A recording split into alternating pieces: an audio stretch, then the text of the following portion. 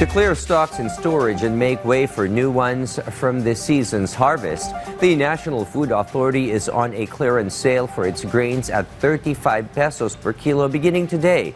The NFA's move to sell their grains at a loss coincides with today's declaration of a state of food security emergency to hopefully bring the prices of rice at public markets down by flooding them with dirt cheap NFA grains. Our Christian Bascones tells us more.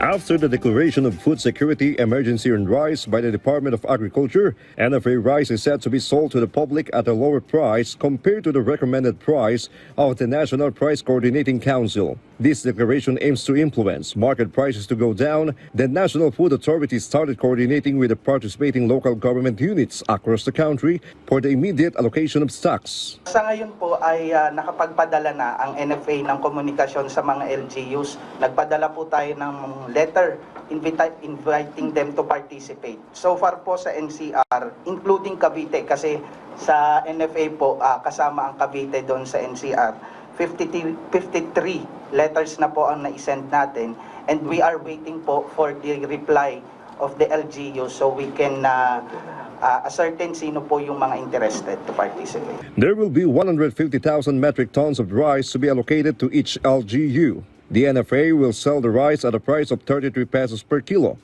and LGUs are allowed to resell it at a maximum price of 35 pesos per kilo. The NFA is looking forward to its implementation next week.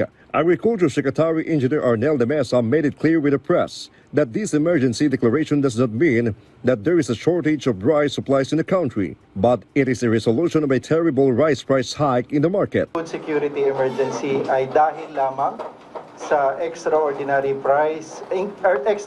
increase sa presyo ng bigas at hindi dahil sa kulang ang supply ng bigas sa ating bansa na itinatakda ng Republic Act 12078 o yung amyenda sa rice tariffication law.